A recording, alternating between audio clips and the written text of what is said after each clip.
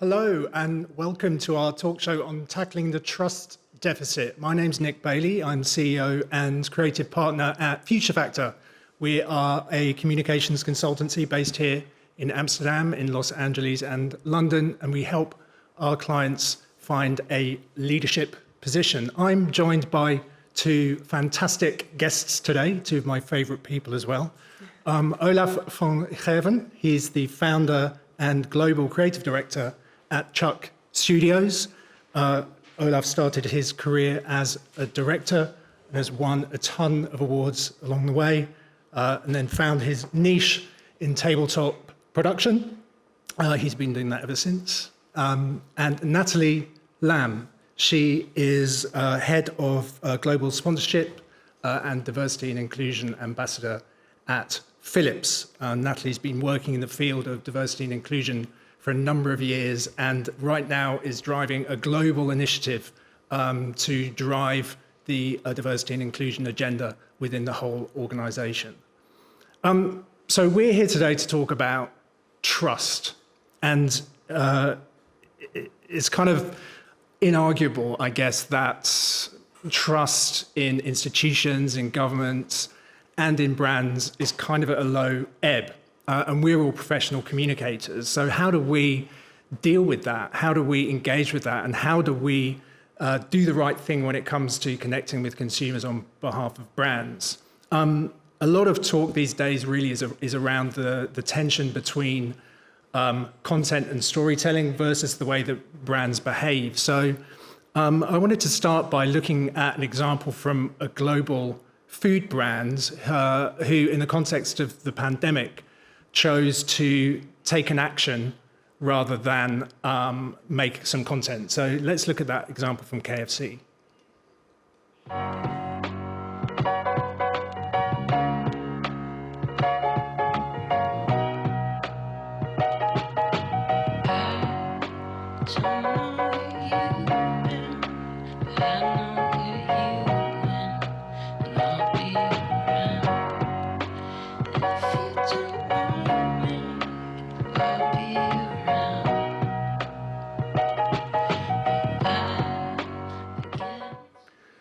So, Olaf, let's start with you, because food's kind of your thing. What's your point of view on the action that KFC's taken? Well, it is obviously, it's fun. It's engaging. People are going to definitely talk about it. It is a bit like, I don't know if that's the right expression in English, but is it the elephant in the room? Yeah. You know, they're constantly drawing attention to that sentence with blocking it out. Mm-hmm. So they actually are talking about that sentence. They actually are not taking it out. Mm-hmm. They're actually giving it extra attention, which is right. You know, but the context and the fun angle of saying, well, don't lick your fingers now because that's not in safety regulations, that's fun. It isn't really saying something new about the brand, or it isn't really adding a dimension to the brand. It is a thing they can do now, they can usually not do. But I wouldn't say it adds much in terms of trust or depth to what the message of the brand actually is. I mean, arguably, it's one of those things that we all pay a lot of attention to in the industry. Natalie, is it something that you think consumers really care about or are even paying attention to? Yeah, I think it really depends in what phase of our COVID experience this was broadcasted and when it's broadcasted. I think, yeah, it's a little bit tongue-in-cheek. But at the same time, just like you said, it doesn't add any value to how we experience it and the effect it has on society. And I think it's a little bit shallow in that sense. And I don't know if it adds to any brand value. So I only see the purpose for a short period of time, but I don't see any additional value to it towards the brand. Well, you could say the value of KFC being fun and making fun of itself a little bit. People be giggling about it. Mm-hmm. But you won't go, that's a good idea. Let's go to KFC, man. But that's why I think it's only, can be of purpose for a short-term period. It is. And it's very momentary. Yeah. It's at this moment it works, and at no other time it would work. Yeah. But it's fun. I mean, I guess from my perspective, it felt refreshing because there was so much really worthy material from brands, certainly early in the pandemic. And, a lot of stuff that seemed to fall into a sort of similar formula or pattern in terms of the way brands sought to put themselves at the center of the story. Yeah. Olaf, I know you brought along a film from Frito-Lay that I think falls into Yeah. that category. Should For we have sure. a look at that Frito-Lay film? Let's do that.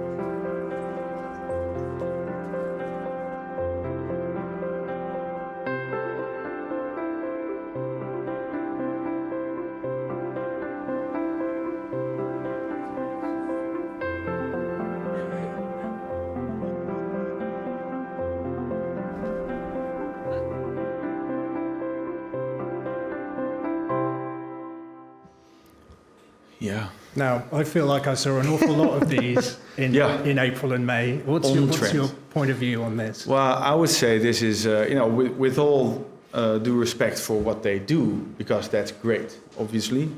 But I feel it doesn't really resonate with the brand that they are, because the brand is all about indulgence, about fatty foods, about enjoying, getting that stuff into your stomach. It's not about taking care of people.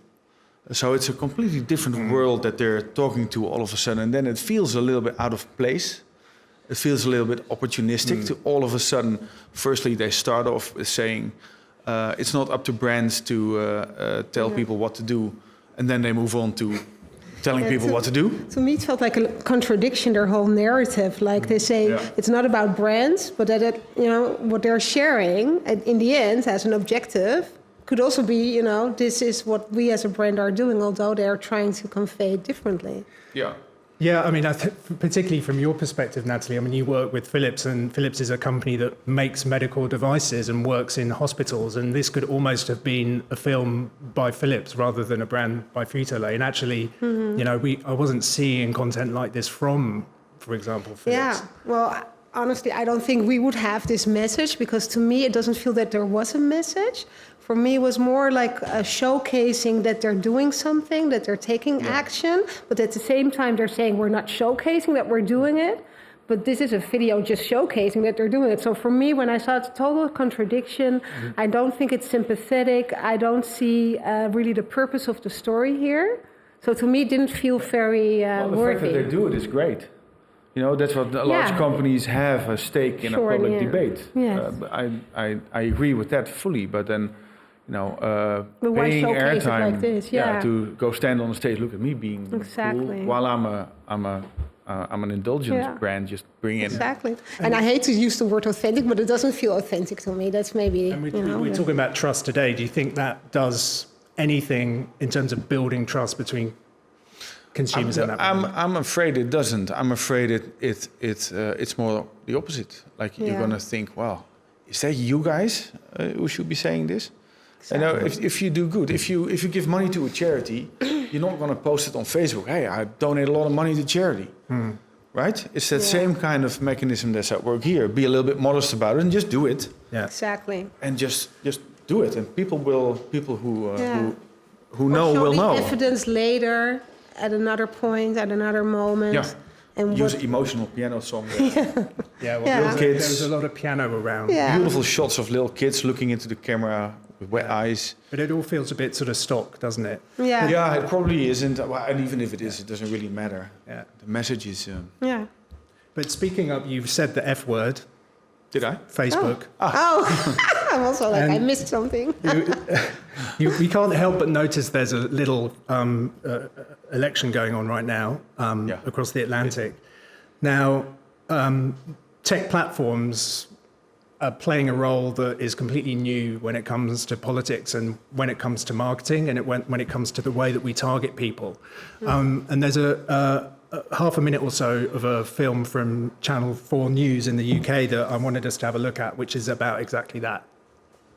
Young, female and black, a key target for deterrence according to the data. There is so much at stake in this election, and that's why I'm supporting Hillary Clinton. This ad wasn't from the official campaign, but an apparently independent political action committee also run by Cambridge Analytica. What do you mean? I just don't believe what I'm saying. Okay, but you're an actress. I'm not that good of an actress. They have denied any illegal coordination and data sharing between the groups. This ad aired on TV in Ohio and Pennsylvania. Confidential campaign records also show Facebook was paid $19,000 to distribute it. So pretty sobering stuff. And, of course, we all know that these platforms are designed to target content at people. And we know that some of that content is political. This revelation that the Republican campaign was actually seeking to deter people from voting at all and was actively targeting black voters is a pretty shocking revelation. Now, as we come into a new election and, we don't yet know what's going to be happening with that, for us as communicators, it's I guess, a question that we all need to face. What position do we take as we ourselves are customers of these platforms, or we're buying media on behalf of our clients?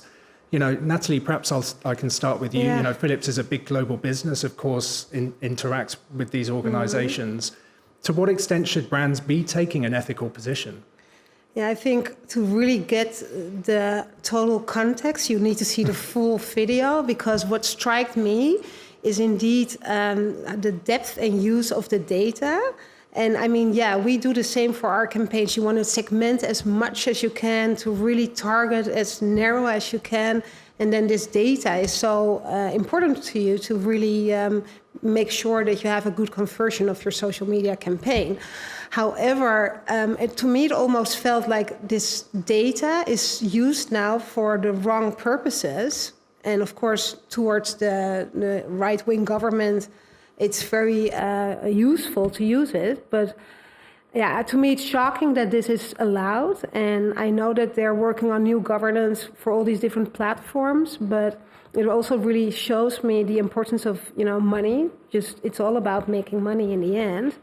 And also very sad that it's used in this fashion, and really how you can change someone's position and through subliminal advertising. Basically, that's what it is. Because if you hear the people's reasoning how they were affected by it, it's pure subliminal. I guess it's a case of technology advancing more quickly than the regulation can. And at the beginning of TV, things like sort of subliminal messages were banned. Olaf, you've worked in TV advertising for a long time. How have you seen that channel evolve? It's difficult. And I think advertising is mostly just advertising. That's a very simple one-way message, right? It's clear who the sender is. It's clear what the message is. In this case, it's very confusing what the actual message is and who the actual sender is. Yeah. And that is, the law about advertising says that it has to be clear that it is advertising. Yeah. You can't make it look like editorial content. And I would say, isn't there a very simple fix for this? Like, get rid of political advertisement on these kind of platforms. Yeah. Isn't that just... But I think they'll still find different ways to then influence the people. To me, the solution would be, well, again, because I saw the whole documentary, is to really educate these people. Because my question would be, why didn't they vote? I mean, why didn't they vote? Even if they were influenced by this advertising and any type of promotional content by the different parties, like what made them not go and vote? Because, of course, they got negative messaging from both parties, right, on social. I mean, that's, I think, what happened. I have to watch that piece. It's interesting. It's very interesting. For education, that's always where it starts. I think in a way it's the fact that money will always find a way through, and that's the job of regulation, is to sort of put constraints in, because otherwise in an unconstrained environment, people would are going wish to you see could- the outcome. Yeah. You would wish you could count on the decency of people Yes. in politics. Yes, wouldn't that be nice? So we really wanted an international perspective on this topic. And earlier this week, I caught up with David Bates, who runs an agency called Bokeh, and they're based in Silicon Valley in San Francisco. He's a young man, set up the agency with a bunch of millennials, as we've learned to call them. And David had some pretty strong views, actually, on exactly this topic. So let's hear from David. I'm David Bates. I am the CEO of Bokeh. We're an integrated creative agency that's based in California, but we have sort of legs sort of worldwide. And obviously in the environment that we live in, our model, which really like emphasizes agility and responsiveness and being able to work in tandem with our clients, has paid a lot of dividends, to be able to go where they need to go. I thought you in particular would have an interesting perspective because you're from an agency, but you're from a kind of new model agency that is all about kind of connecting more authentically with consumers. So the sort of premise is, look, trust it's called sort of addressing the trust deficit. So consumers are less and less trustful of anything that they see, whether that's from a media outlet, whether that's from a brand. So how do brands build relationships with customers in a world where there's very little trust? There are more traditional ways of looking at brand that are much more about storytelling. And that's where you can get a kind of disconnect between what the brand is doing and what the brand is saying.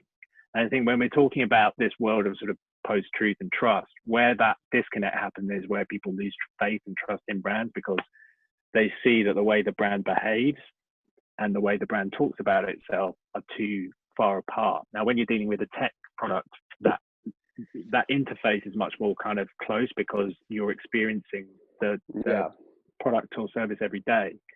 And I think the way that comes through in communication is much more about authenticity, right? Because it's about, okay, well, everything that the brand creates, whether that's a product or a service or an experience, needs to be a reflection of who they are. And I think that's where, you guys come from.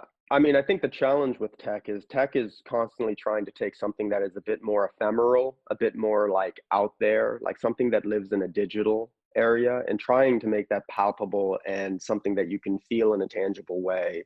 So it's always constantly trying to get closer to the consumer and more human, and trying to like strive on that authenticity, because at the end of the day, there is this sort of barrier of separation. We're talking about code that turns into an interface, but like this doesn't exist in the real world.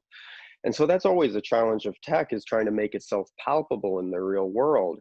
Whereas a lot of other brands, especially more traditional, consumer brands, they have a physical product, right, that they're trying to bring to the consumer. And so they're trying to persuade the consumer calculus by showing that their brand stands for something more than just selling that product and making money. And the problem that arises when the message that they're sending doesn't necessarily match the actions of the company operationally. It's all great that you're doing more philanthropic things, right?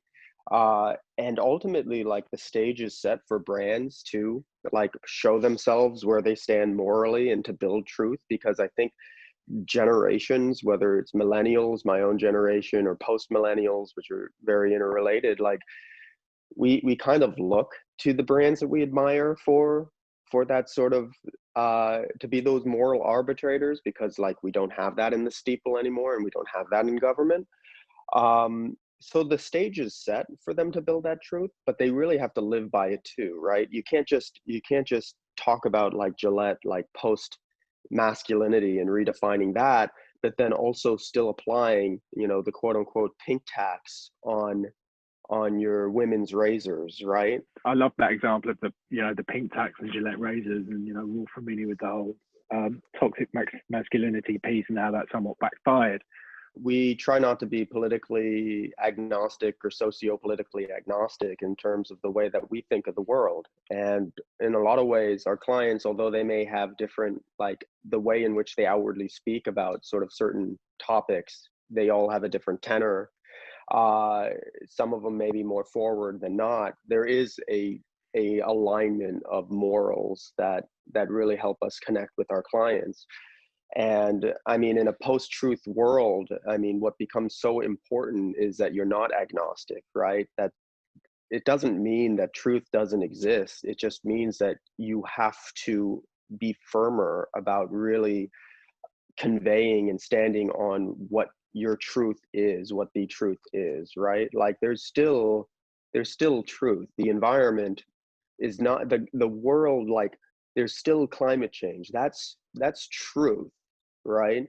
So the post-truth world isn't saying like, oh, you have to navigate like both sides. It means that you have to actually take a side and stand firm on it. It strikes me what you sort of playing that idea back, that even that expression post-truth is somewhat dangerous because it sort of it admits defeat in a way and kind of acknowledges somehow that there is no such thing as objective truth. And of course there is. It's just that that is under assault.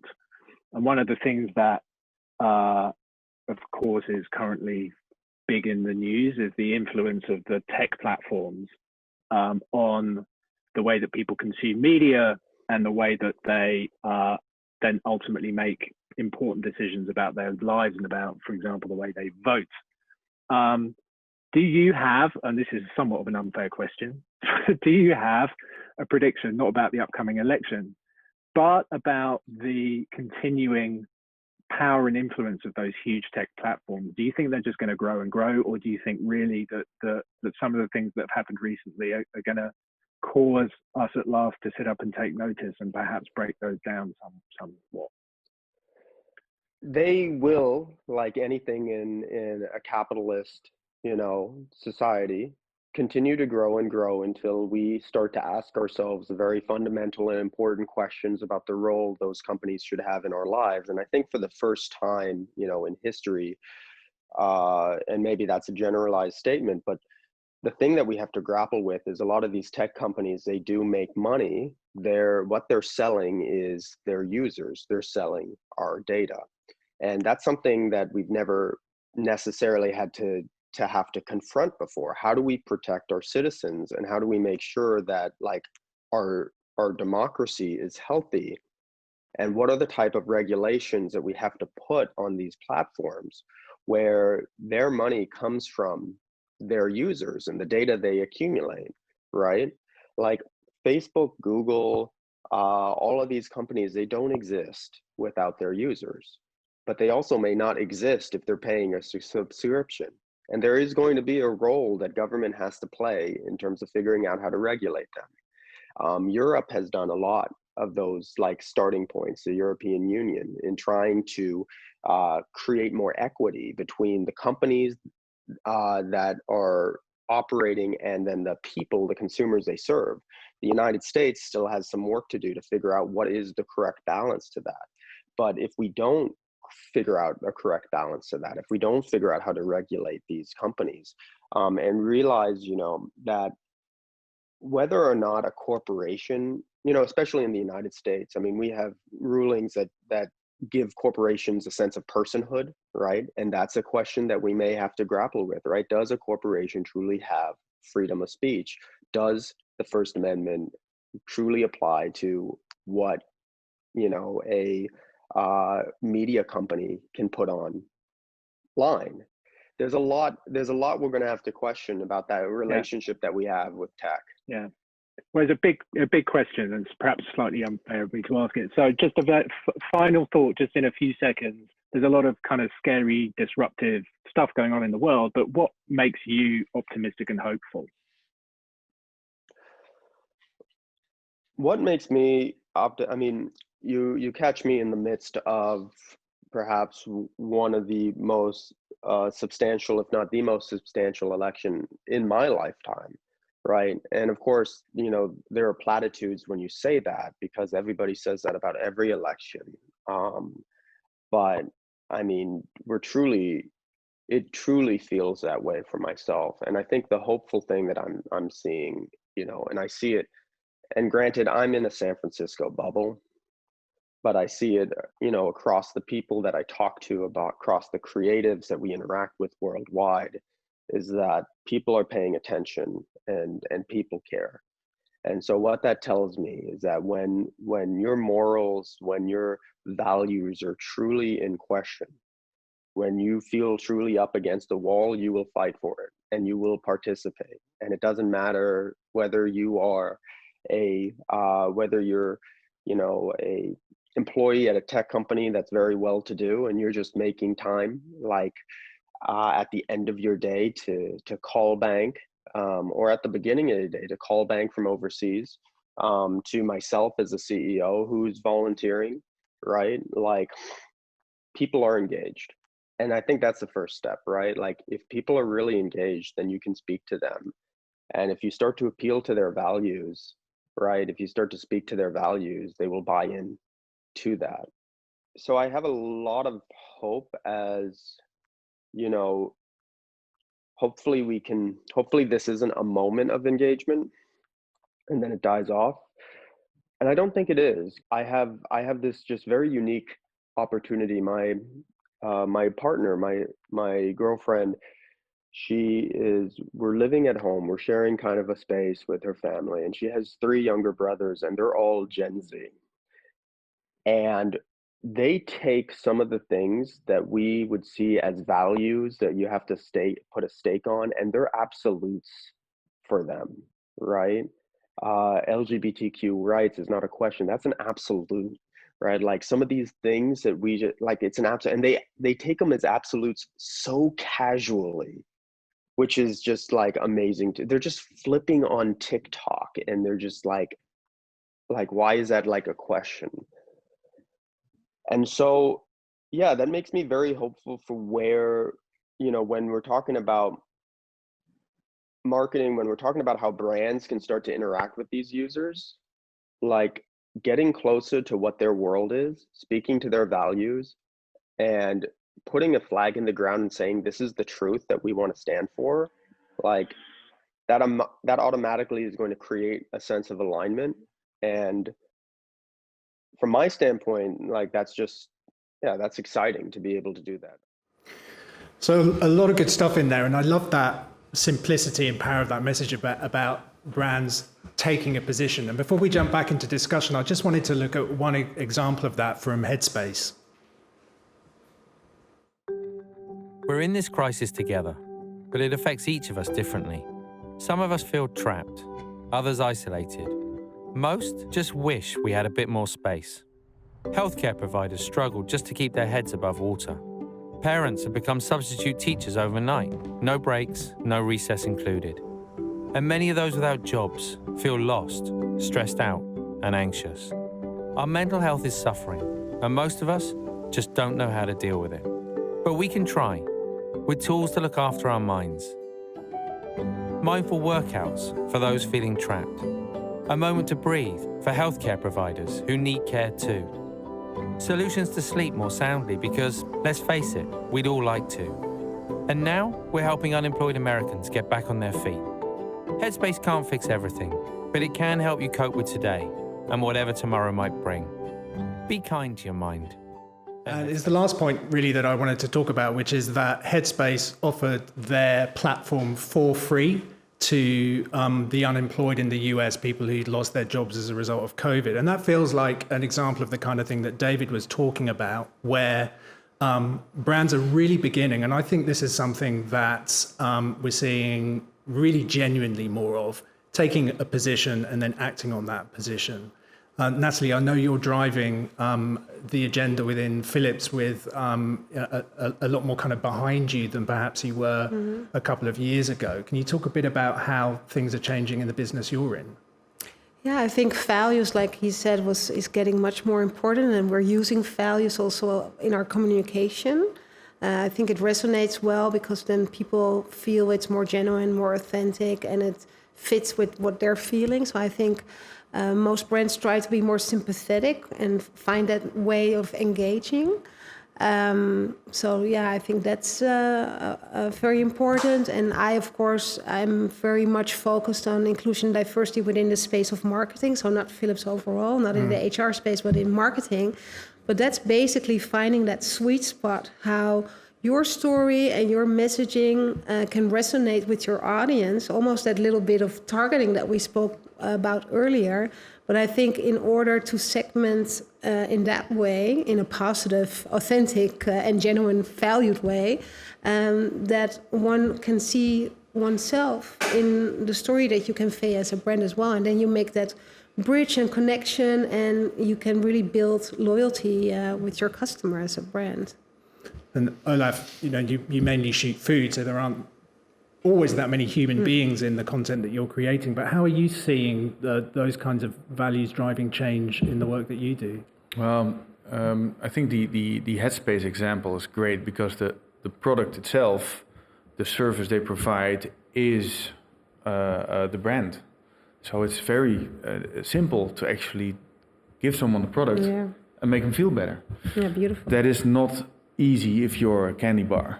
But I see also brands who say, well, indulgence, like candy bars, are a part of mental health, because you see amidst pandemic that people eat that stuff just to comfort themselves. It's comfort food.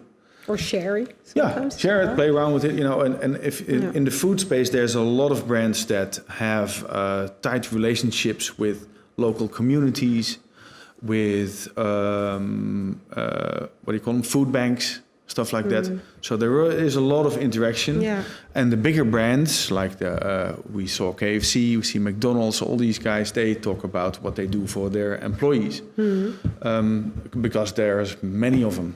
Yeah. So that's their space to talk about. But I see that happening in a very similar way. It's not always as easy. Sometimes get a little bit uncomfortable. But then still, as you saw with Frito-Lay, right? That's a little bit uncomfortable to me. I feel like food suddenly became much more of a topic and more connection. People are sharing much more context around food, right? Whether it's recipes or their preference for there's food. so many changes when it comes to food consumption, food patterns, decision-taking. Exactly. That whole restaurants journey closed. has changed, Yeah, right? a lot has changed there.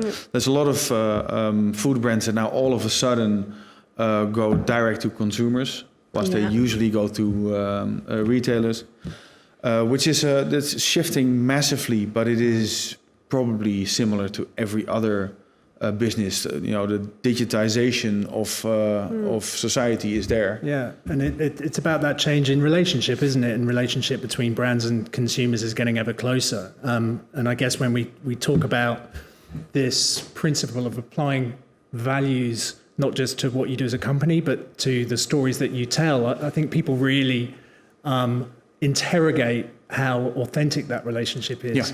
Yeah. I know that you brought an example from ING at the bank, where perhaps that link wasn't as strong as it might have been. Should we take a look at the film? Yeah, let's do that.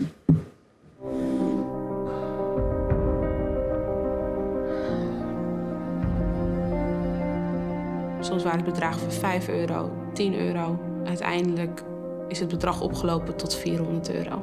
Ze had haar beslissing al genomen. Van €100 is het, €100 blijft het. Of je het nou wil of niet. So the longer film goes on to sort of explode these conflicts that people have around money, and there's this sort of tangential link between the bank. And it reminds me of, I've sat in a lot of awards juries, and there's that old thing of if you're crying, you're buying, and there's, but it's amazing how quickly you sort of lose your emotional heart after you've watched sort of 10 or 15 of these. Sure. And I wonder what your view is. Let's start with you, Olaf, on perhaps the cynicism that exists in those sorts of films. Yeah, well, that finds its origin in these kind of projects, because I feel that this is typically the kind of film where you go afterwards, you go like, how could they have come up with this?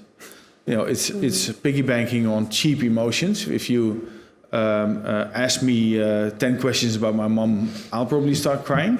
That's what humans do. When you talk about emotions for long and deep enough, and there's a little bit of friction going on, well, people start crying. And this is just people crying for the sake of people crying. There is no actual conflict being resolved. There's no product being sold. And then a conflict over money in which people are tempted to settle the conflict over money coming from a bank. Yeah. Who doesn't settle conflicts over money, just says, give it back to me. Yeah. It's very simple. What was their objective? Do you know? I'm unsure. To date, Yeah. I am unsure what their objective was. But it feels like it's playing on the emotions. And that works, obviously. If you see these people crying, the story is dramatic. Sure, you're going to feel something. That's true. And if you talk about authenticity, for me, it didn't feel as the sender was ING itself, right? It doesn't. It conflicted with all the other type of advertising they developed. So, of course, I don't know the background and how it came together, but yeah. I mean, Natalie, I know you work with a lot with communities and with individuals who perhaps, they're not actors, they're not performers, but they participate in content, the work you do. I mean, how does that process work for you versus a more traditional storytelling approach where you've got kind of actors and scripts? Yeah, maybe I can give an example. So Philips sponsors Pride already for 5-6 years now. And we wanted to be really authentic as a brand, which is, of course, a challenge, being, the brand that we are. So the way we did it is that at one point, after the first time that we sponsored Pride, we got a mail from one of our employees in Italy who shared with me a very emotional personal story that due to the fact that we were sponsoring Pride, that he dared to come out at the office and no longer on Monday morning had to say, oh yeah, with my family, had a lot of fun, but he dared to say with my boyfriend. So for me, that was very compelling that as a company, embracing a partnership with Pride, although indeed Gen Z says it's no longer necessary, which is, I think, great.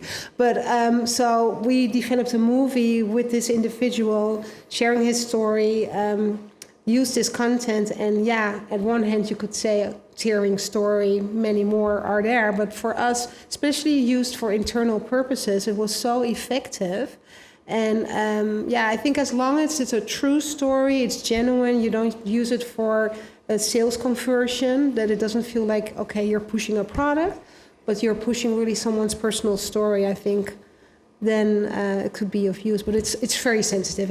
I agree with you, at all time to really make sure that you find that balance. It would have been awful if you had given this guy a Philips toothbrush in this film. No, exactly. That's but we'd wrong. never connect products to our Pride partnership. That's our rule number one. That's what it comes down to, isn't it? It's about the role the brand plays in real people's lives. It's really they've really got to take a back seat. I think this dad's example, which we're going to look at next, is a great example of that. Shall we look at dads? Yeah. When my wife told me that she was pregnant, I remember thinking, wow, it worked. We're pregnant! Dads, apparently you're one. I am one. I want to know more about what it takes to be a father and celebrate all the great dads out there. Oh my God. Being the father, it's a very fluid thing. It's love at first sight, like for real, for real. I'm not Jimmy Fallon anymore. I'm Winnie's dad. Now, this dude lives here forever. Wipe my butt.